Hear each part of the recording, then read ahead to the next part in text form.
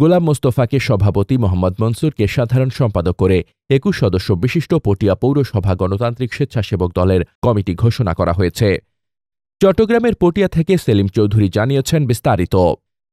মোহাম্মদ গোলাম মোস্তফার সভাপতিত্বে এবং মোহাম্মদ মনসুরের পরিচালনায় ১২ অক্টোবর রবিবার সন্ধ্যায় পটিয়া পৌর সদর একটি কমিউনিটি সেন্টারে কমিটি ঘোষণা উপলক্ষে আয়োজিত কর্মী সভায় প্রধান অতিথি ছিলেন চট্টগ্রাম দক্ষিণ জেলা গণতান্ত্রিক স্বেচ্ছাসেবক দলের সভাপতি মোহাম্মদ আনিসুর রহমান। বিশেষ অতিথি ছিলেন গণতান্ত্রিক স্বেচ্ছাসেবক দল কেন্দ্রীয় কমিটির যুগ্ম আহ্বায়ক শাহরিয়ার হোসেন ইমরান, দক্ষিণ জেলার সহসভাপতি শাহজাহান, পটিয়া পৌরসভার এলডিপির যুগ্ম আহ্বায়ক গাজী আমির হোসেন, পটিয়া পৌরসভা এলডিপির সদস্য সচিব মুজিবুর রহমান, দক্ষিণ জেলা গণতান্ত্রিক ছাত্র দলের সদস্য সচিব আমিনুল হক তামিম। প্রধান বক্তা ছিলেন পটিয়া উপজেলা এলডিপির সাধারণ সম্পাদক মোহাম্মদ আয়ুব আলী।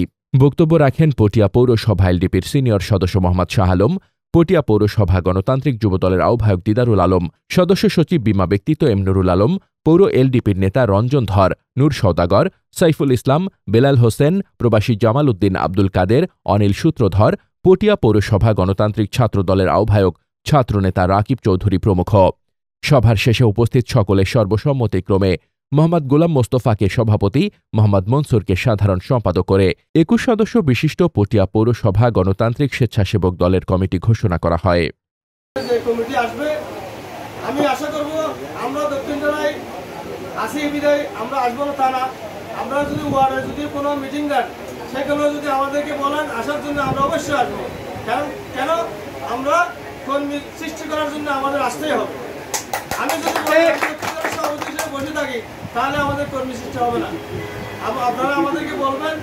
আমি শালম ভাইকে বেশি ডিস্টার্ব করেছি, কারণ আমি জানি আমাকে ইয়াকুবাই বলতে হয়েছেন আব্দুর রহিম,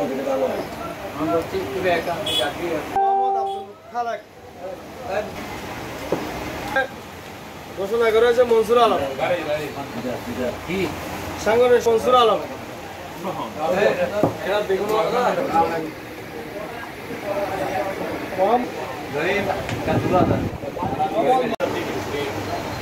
এখন ওনার যোগ্যতাটাকে লিডারশিপ, আমাদের লিডারশিপের দিকে মনোযোগী হতে হবে। ৯টা ওয়ার্ডকে নিয়ে আসবে সেই ব্যবস্থা করতে হবে। আপনারা জনসম্পৃক্ততা ইতিমধ্যে আমাদের থেকে যে তালিকাটা গিয়েছে আমরা দেখেছি, সেই তালিকায় আমাদের ইয়াকুব থেকে যে প্রোগ্রামগুলো হবে সবটা পড়িয়ে হবে। এলডিপি এমন একটা বিষয়, এভাবে একটা এই আলোচনা নির্বাচনের জন্য আসলে আমি বেশি কিছু বলেছি।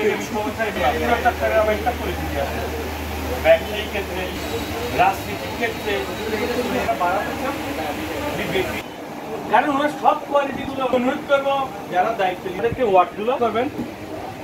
আমার যদি যে ওয়ার্ডে একজন লোক নেই সেই ওয়ার্ডে একের চেয়ে ২ ভালো, ২-এর চেয়ে ৩ ভালো, ৩-এর চেয়ে ৪ ভালো, কিন্তু আমার কাজ বন্ধ হতে পারবে না। আমি যদি একজনকে পাই তাহলে এখন আমাদের যে পরিস্থিতি আমাদের অনেক টাইট শিডিউলের ভিতরে আছে। এখন আগামীতে যখন আলোচনা এখন ইয়াকুব ভাই আসছে, আপনাদেরকে একটু কষ্ট করতে হবে। আপনাদেরকে ইয়াকুব ভাইকে নিজের ভাই মনে করতে হবে, নিজের পরিবারের সদস্য মনে করতে হবে। সেভাবে আপনাদেরকে মাঠে ময়দানে ঝাঁপিয়ে পড়তে হবে। যদি আপনারা মাঠে ময়দানে ঝাঁপিয়ে পড়েন এবং শক্তি প্রদর্শন করতে পারেন, আমাদের প্রশাসন যত আছে সবগুলো নিয়ে হয়ে যার যার এলাকায় সব এলাকায় সংগঠন কীভাবে দ্রুত গুছাতে পারি এর মধ্যে, এবং ইয়াকুব আলী ভাই আগামী আমাদের পরিয়া থেকে নির্বাচন করবে, আমরা কীভাবে ওনার হাতকে শক্তিশালী করবো, একজন আরেকজন থেকে পরামর্শ নিয়ে একজন আরেকজনকে সহযোগিত করে কীভাবে আমরা সামনের দিকে। উপজেলা যুবদলের সাংগঠনিক সম্পাদক ছিলাম, এখন আমাদের একটা গ্রামের বাসা আছে নাই, আপনারা 11 জন সদস্য বিশিষ্ট একটা কমিটি করেন। 11 সদস্য বিশিষ্ট কমিটি থেকে 11 জন 22 জন পাবো, 3-11 33 জন আমরা পাবো না। আমাদেরকে কমিটি করে দেওয়ার পরে আমরা এবং কেন্দ্রীয় কমিটির নির্দেশ অনুযায়ী আমাদের এই পটিয়াতে ইয়াকুব ভাই নির্বাচন করে। কিন্তু আমাদের জিনিস লক্ষ্য রাখতে হবে, আপনি একজন ইউনিয়ন পরিষদের চেয়ারম্যান বলেন, একজন উপজেলা চেয়ারম্যান বলেন, এমপি বলেন, ওনার পিছনে কিন্তু ওনার নিয়ে